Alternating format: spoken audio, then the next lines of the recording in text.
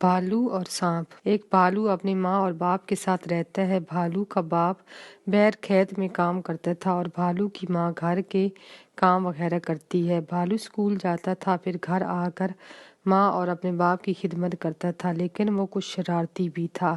جب بھی بھالو کوئی شرارتی کرتا تو اس کی ماں اس کو کوئی نہ کوئی سزا دیتی، کبھی بھالو کو مارتی، کبھی اس کو ڈانٹتی تھی۔ ایک دن وہاں پر ایک آئس کریم والا آتا ہے تو بھالو اپنی ماں سے کہتا ہے کہ میں نے آئس کریم لینی ہے، تو بھالو کی ماں بھالو کو 10 روپے دیتی ہے اور کہتی ہے کہ تم اس میں سے 15 روپے کی آئس کریم لے لینا اور دوسرے 5 روپے واپس لے کر آنا۔ بھالو جلدی سے جاتا ہے اور 10 روپے کی آئس کریم لے کر کھا جاتا ہے۔ جب بھالو گھر آتا ہے اور اس کی ماں کہتی ہے کہ تم نے کتنے کی آئس کریم لی ہے، تو بھالو کہتا ہے کہ میں نے 10 روپے کی آئس کریم لی ہے۔ تو بھالو کی ماں بھالو کو کہتی ہے کہ میں نے تم کو کہا تھا کہ 5 روپے کی لینی ہے، تو تم نے 10 روپے کی کیوں لی ہے؟ بھالو کی ماں کو بہت غصہ آتا ہے اور وہ بھالو کو بھوسے والے کمرے میں بند کر دیتی ہے اور کہتی ہے کہ تم آج سارا دن شام تک اس کمرے میں بند رہو گے۔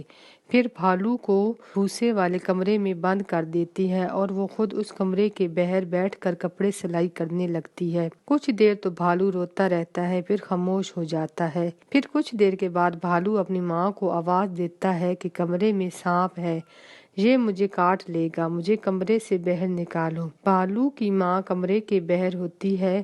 بھالو کی ماں کہتی ہے کہ تم جھوٹ بول رہے ہو، میں تم کو باہر نہیں نکالوں گی۔